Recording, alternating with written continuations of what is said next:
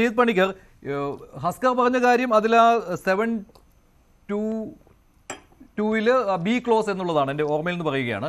അപ്പോൾ അതനുസരിച്ച് ഈ 84% ഓഹരി, അതായത് ടീകോമിൻ്റെ സ്മാർട്ട് സിറ്റിയിലുള്ള ഓഹരി, അത് ഈ ടീകോം ഏകപക്ഷീയമായി അവസാനിച്ച് പോവുകയാണെങ്കിൽ അത് ഏറ്റെടുക്കുവാൻ സംസ്ഥാന സർക്കാരിന് കഴിയുമല്ലോ. അതിനുള്ള പണത്തിന്റെ കാര്യമാണ് ഈ നഷ്ടപരിഹാരം എന്ന് ഉദ്ദേശിക്കുന്നതെന്ന്. പക്ഷെ എനിക്കങ്ങനെ തോന്നുന്നില്ല. അതിന് നഷ്ടപരിഹാരം എന്നുള്ള പേരിട്ട് വിളിക്കേണ്ട ആവശ്യമില്ലല്ലോ. അത് നഷ്ടപരിഹാരമല്ല, അങ്ങനെ കൊടുക്കേണ്ട ബാധ്യതയും സംസ്ഥാന സർക്കാരിനില്ല കമ്പനി ഏകപക്ഷീയമായി പിന്മാറുകയാണെങ്കിൽ.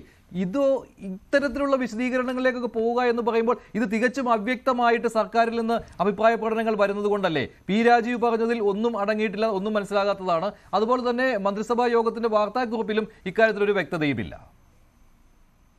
തീർച്ചയായിട്ടും ഇവിടെ ശ്രീ ഹസ്കർ ആണെങ്കിലും അല്ലാതെ സർക്കാരിന്റെ ഭാഗത്തു നിന്ന് സംസാരിക്കുന്ന സമയത്ത് ശ്രീ പി രാജീവ് ആണെങ്കിലും പറയുന്നത് ഇതിൽ നഷ്ടപരിഹാരം എന്നൊരു സംഭവം ഇല്ല എന്നാണ്. ശ്രീ ഹസ്കർ ഒരു പടി കൂടി കടന്ന് അതിനെ ചില ആൾക്കാർ തെറ്റിദ്ധരിപ്പിക്കുന്നതിന് വേണ്ടി പറഞ്ഞു എന്നാണ്. അങ്ങനെയല്ല. മന്ത്രിസഭാ യോഗത്തിന്റെ തീരുമാനങ്ങൾ വിശദീകരിച്ചുകൊണ്ട് ഔദ്യോഗികമായിട്ട് ഇറക്കിയിരിക്കുന്ന പത്രക്കുറിപ്പിൽ തന്നെ ഉപയോഗിച്ചിരിക്കുന്ന വാക്കാണ് നഷ്ടപരിഹാരം എന്നുള്ളത്. അത് സംസ്ഥാന സർക്കാർ ടീകോമിന് നൽകും എന്ന് പറഞ്ഞാൽ ഈ കരാറിലേക്ക് നമ്മൾ പോയി കഴിഞ്ഞാൽ അത് നൽകേണ്ടുന്ന, നഷ്ടപരിഹാരമായിട്ട് നൽകേണ്ടുന്ന ഒരു വ്യവസ്ഥ കൃത്യമായിട്ട് അതിനകത്തിൽ ഡിഫൈൻ ചെയ്തിട്ടില്ല.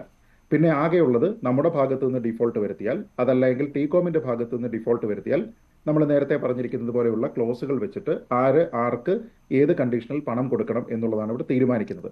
അതിനെ ഇന്ന് ഈ പറഞ്ഞിരിക്കുന്ന 722 എന്ന് പറയുന്ന ക്ലോസ്, അതിൽ തന്നെയുള്ള ബി എന്ന് പറയുന്ന പ്രൊവിഷൻ, ആ പ്രൊവിഷനാണ് ഇതിൽ ഉദ്ദേശിച്ചിരിക്കുന്നത് എന്നാണ് ഇന്ന് വ്യവസായ മന്ത്രി ശ്രീ രാജീവ് പറഞ്ഞത്. അതാണ് നഷ്ടപരിഹാരം എന്നതുകൊണ്ട് അർത്ഥമാക്കുന്നത് എന്നാണ് അദ്ദേഹം പറഞ്ഞത്. പക്ഷേ കോമ്പൻസേഷൻ എന്ന് പറയുന്ന കാര്യവും ഇൻപുട്ട് കോസ്റ്റ് തിരിച്ചു കൊടുക്കുക എന്ന് പറയുന്ന കാര്യവും രണ്ടാണ് എന്ന് അദ്ദേഹം മനസ്സിലാക്കണം. അദ്ദേഹം മനസ്സിലാക്കിയില്ല എങ്കിൽ അഭിഭാഷകനായിട്ടുള്ള ശ്രീ ഹസ്കറെങ്കിലും അത് മനസ്സിലാക്കണം. ഞാൻ ചോദിക്കട്ടെ, നമ്മൾ ഈ ലാൻഡിന്റെ ഇന്ന് മന്ത്രി ശ്രീ രാജീവ് സർക്കാർ മുടക്കിയ തുക സർക്കാരിന് തിരിച്ചെടുക്കാമല്ലോ. അക്കാര്യവും അതിൽ സി ക്ലോസ് ആയിട്ട് ഉൾപ്പെടുത്തിയിട്ടുണ്ടല്ലോ. അവിടെ ടീകോമാണ് പിന്മാറുന്നതെങ്കിൽ അതും ഇന്ന് മന്ത്രി രാജീവ് പറയുന്നുണ്ട്. നമ്മുടെ ഓപ്ഷൻ എന്ന് പറഞ്ഞാൽ നമ്മളുടെ കോസ്റ്റ്, നമ്മുടെ ഇൻവെസ്റ്റ്മെന്റ് എന്നത് തിരിച്ചു പിടിക്കുകയും ഒപ്പം അവരുടെ ഈ ഷെയർ നമ്മൾ എടുക്കുകയും ചെയ്യുക, അതാണ് ഇവിടെ നഷ്ടപരിഹാരം എന്നതുകൊണ്ട് ഉദ്ദേശിക്കുന്നതെന്നാണ് അദ്ദേഹം പറയുന്നത്. പക്ഷേ ഇതിൽ വളരെ പ്രസക്തമായിട്ടുള്ള ഒരു കാര്യമുണ്ട്. സർക്കാർ ചെയ്തിരിക്കുന്ന എന്തോ മഹാകാര്യമാണ് എന്ന് സ്ഥാപിക്കാനായിട്ട് മന്ത്രി ശ്രീ രാജീവ് തന്നെ പറയുന്നത് ആ ലാൻഡ് 246 ഏക്കർ എന്ന് പറയുന്ന ലാൻഡിന് ഫിക്സ്ഡ് ആയിട്ടുള്ള ഒരു റേറ്റ് ആണ് പറയുന്നത്. 91 കോടി രൂപ എന്ന് ഫിക്സ്ഡ് ആയിട്ടാണ് പറയുന്നത്. അതുകൊണ്ട് അതിന്റെ വാല്യുവേഷൻ അനുസരിച്ചിട്ടുള്ള ഒരു തുക അവരിൽ നിന്ന് ഈടാക്കാനായിട്ട് സാധ്യവുമല്ല എന്ന് അദ്ദേഹം പറയുന്നുണ്ട്. പക്ഷെ അങ്ങനെയെങ്കിൽ ഒരു ഇൻഡിപെൻഡന്റ് ഇവാലുവേറ്ററെ കൊണ്ടുവന്നതിന് ശേഷം ആ ഇൻഡിപെൻഡന്റ് ഇവാലുവേറ്റർ അത് ഇവാലുവേറ്റ് ചെയ്തതിനു ശേഷം എന്ത് തുകയായിരിക്കും അവർക്ക് കൊടുക്കുന്നത് എന്നതിനെക്കുറിച്ച് ഹസ്കറിന് എന്തെങ്കിലും ഒരു ധാരണയുണ്ടോ? ഞാൻ പറയുന്നത് ഒരു സ്പെഷ്യൽ പർപ്പസ് വെഹിക്കിൾ ഉണ്ടാക്കിയിട്ടുണ്ട്. ഇതിൽ 16% നിക്ഷേപം സംസ്ഥാനത്തിൻ്റെതാണ്.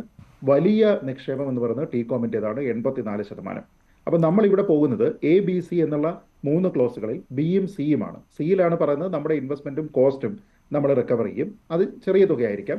പക്ഷെ അതിനോടൊപ്പം തന്നെ ബി ക്ലോസിൽ പറയുന്നതനുസരിച്ച് ഈ മെജോറിറ്റി ആയിട്ടുള്ള 84% ഷെയർ നമ്മൾ അക്വയർ ചെയ്യാൻ പോവാണ്. അപ്പോൾ ആ 84% ഷെയർ എന്ന് പറയുന്നത് ഒരു ഇൻഡിപെൻഡന്റ് ഇവാലുവേറ്റർ എങ്ങനെയായിരിക്കും കാൽക്കുലേറ്റ് ചെയ്യുക? ഭൂമിയുടെ വില പൊക്കോട്ടെ, ഭൂമിയുടെ വില നമ്മൾ പരിഗണിക്കുന്നില്ല.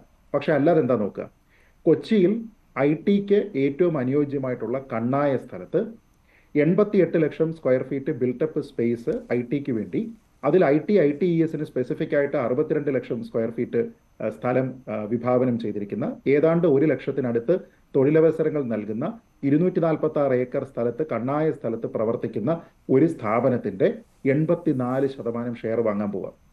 ഊഹിക്കാൻ പറ്റുമോ അത് എത്രയായിരിക്കും ആ കോസ്റ്റ് എന്ന്? അപ്പൊ ചുരുക്കി പറഞ്ഞു കഴിഞ്ഞാൽ ഇവിടെ 2007 വന്ന് 2011 പണി തുടങ്ങി, പണി 10% പോലും പൂർത്തിയാക്കാതെ ഇത്രയും കാലം വൈകിപ്പിച്ചതിന് ശേഷം 2024 മടങ്ങുമ്പോൾ അവർക്ക് സ്വപ്നം കാണാൻ കഴിയാത്ത രീതിയിലത്തേക്കുള്ള ഒരു തുകയും പോക്കറ്റിലിട്ടുകൊണ്ട് പോകാൻ പറ്റുന്ന രീതിയിലത്തേക്കുള്ള ഒരു സാഹചര്യമാണ്. അപ്പോൾ അതിനുള്ള പണം ഇവിടെ സംസ്ഥാന സർക്കാരിന് ഇവിടെ നിന്നാണ്. ഇതുവരെ ഖജനാവിന് നഷ്ടം വരുത്തി വെച്ചിരിക്കുന്ന ആ ഖജനാവിൽ നിന്ന് തന്നെ വീണ്ടും എടുത്ത് കൊടുക്കുന്നു. ഞാൻ ചോദിക്കുന്നത്, ഇതിലെ A എന്ന് പറഞ്ഞിട്ടുള്ള ഒരു ക്ലോസ് ഉണ്ടല്ലോ, ആ ക്ലോസ് വേണമെങ്കിൽ എക്സിക്യൂട്ട് ചെയ്യാമല്ലോ. അതിൽ പറഞ്ഞിരിക്കുന്നത് എന്താ? നഷ്ടപരിഹാരം പറഞ്ഞിട്ടില്ലെങ്കിലും ടു അബാൻഡൻ ദ പ്രോജക്റ്റ്, അതായത് ഈ സ്മാർട്ട് സിറ്റി പദ്ധതി നമ്മൾ ഉപേക്ഷിക്കുന്ന സമയത്ത് പിന്നെ ഈ സ്ഥലം അതിനു വേണ്ടിയിട്ടാണ് നമ്മൾ കണ്ടെത്തിയത്. പദ്ധതി ഉപേക്ഷിക്കുന്നു എന്ന് പറയുന്ന സമയത്ത് സ്ഥലത്തിന്റെ ലീസ് ഉൾപ്പെടെയുള്ള കാര്യങ്ങൾ ആ അബാൻഡൻമെന്റിൽ ഉൾപ്പെടും. And the development of smart city, അതായത് പദ്ധതി ഉപേക്ഷിക്കുക എന്ന് പറയുമ്പോൾ സ്മാർട്ട് സിറ്റി ഇനി ഫർദർ ആയിട്ട് നമ്മൾ ഡെവലപ്പ് ചെയ്യാനും പോകുന്നില്ല. In which case the TECOM shall acquire the entire share holding of government of Kerala in the SPV at a consideration as fixed by an independent evaluator. അതായത് ഈ പദ്ധതി ഉപേക്ഷിക്കുന്നു, സ്മാർട്ട് സിറ്റി ഇനി ഡെവലപ്പ് ചെയ്യുന്നില്ല. അപ്പോൾ അതുമായി ബന്ധപ്പെട്ട എല്ലാ കരാറുകളും അവിടെ റദ്ദാക്കപ്പെടുന്നു. പക്ഷേ സർക്കാർ മുടക്കിയിരിക്കുന്ന ഈ 16% ഒരു ഇൻഡിപെൻഡന്റ് ഇവാലുവേറ്റർ വന്നതിന് ശേഷം ഇന്നത്തെ കണക്കിൽ ഇവാലുവേറ്റ് ചെയ്തിട്ട് ആ പണം അവർ നമുക്ക് തന്നിട്ട് പോവുക. അപ്പോൾ സംസ്ഥാന സർക്കാർ ഒന്നുമല്ലെങ്കിൽ ഇതിലേക്ക് നിക്ഷേപിച്ചിരിക്കുന്നതിനേക്കാൾ വളരെ വലിയൊരു തുക. നേരത്തെ പറഞ്ഞ ഉദാഹരണത്തിൽ പോയാൽ കൊച്ചിയിൽ കണ്ണായ സ്ഥലത്ത് ഇത്രയും വലിയൊരു ബിസിനസ് പ്രപ്പോസലിന് നിൽക്കുന്ന ഒരു ജോയിന്റ് വെഞ്ചർ പോലെയുള്ള ഒരു സംവിധാനത്തിന്റെ 16% തുല്യമായിട്ടുള്ള തുക എത്രയാണെന്ന് വെച്ചാൽ അവർ തന്നിട്ട് അവർ പോകുന്നു. ഞാൻ ചോദിക്കുന്നത്, ഈ ക്ലോസിൽ 722 പറഞ്ഞിരിക്കുന്നത് എന്താണ്? ഈ 3 സബ് ക്ലോസുകൾ, എ നമ്മൾ നേരത്തെ പറഞ്ഞിരിക്കുന്ന, ബി, സി, ഇതിൽ ഏതെങ്കിലും ഒരെണ്ണമോ ഇതിൽ ഒന്നിൽ കൂടുതലോ ഉപയോഗിക്കാനുള്ള അധികാരം സർക്കാരിനുണ്ട്. എങ്കിൽ പിന്നെ ഈ ബിയും സിയും കൂടെ ചേർത്ത് ഉപയോഗിക്കുന്നതിന് പകരം എയും സിയും കൂടി ചേർത്ത് ഉപയോഗിക്കാനായിട്ടെങ്കിലും സർക്കാർ തീരുമാനിക്കുന്നത് എന്താ? അപ്പോഴും കോമ്പൻസേഷൻ ആകുന്നില്ല. പക്ഷേ എങ്കിൽ പോലും ഇന്നത്തെ നിലയ്ക്കനുസരിച്ചിട്ട് അതിനുള്ള ഈ വാല്യുവേഷൻ കിട്ടും. പക്ഷെ അതല്ല, രാജുവിന്റെ വാക്കുകളിൽ അതല്ല ഈ ബിയും കൂടി ചെയ്യുന്നു എന്ന് പറയുമ്പോൾ ഭീമമായ തുക സർക്കാർ ടീകോമിന് കൊടുക്കുന്നു എന്നാണ്. എന്തിനു വേണ്ടി?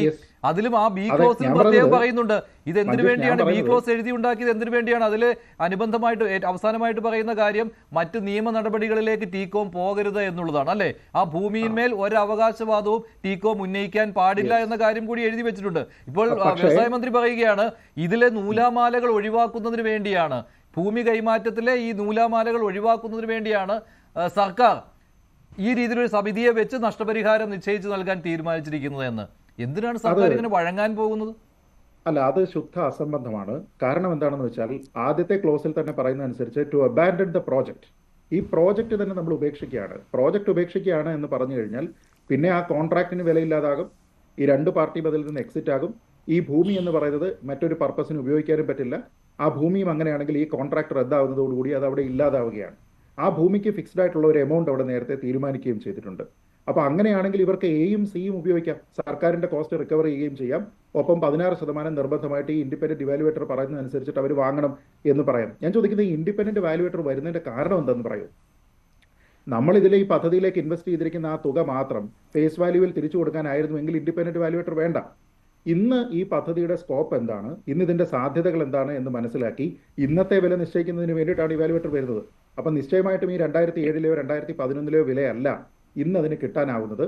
എങ്കിൽ നമ്മുടെ ഈ 16% റിക്കവർ ചെയ്തെടുക്കുകയാണെങ്കിൽ പോലും അത് സർക്കാർ അതിൽ ഇൻവെസ്റ്റ് ചെയ്തിരിക്കുന്നതിനേക്കാൾ കൂടിയ ഒരു തുകയായിരിക്കുമെന്ന കാര്യത്തിൽ തർക്കമില്ല.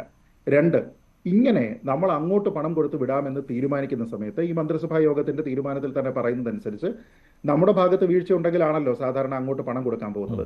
പക്ഷെ അങ്ങനെയുള്ള ഒരു സാഹചര്യത്തിൽ നമ്മൾ പരിശോധിക്കേണ്ടത് 2016-ൽ ഉമ്മൻചാണ്ടി സർക്കാർ ഇവിടെ നിന്ന് അധികാരത്തിലേക്ക് പോകുന്നതിന് മുമ്പുള്ള അവസാന നിയമസഭാ സമ്മേളനത്തിൽ സമാനമായിട്ടുള്ള ഒരു ചോദ്യം അദ്ദേഹത്തിനോട് അന്ന് മന്ത്രിയായിരുന്ന ശ്രീ പി കെ കുഞ്ഞാലിക്കുട്ടിയോട് ചോദിച്ചിരുന്നു.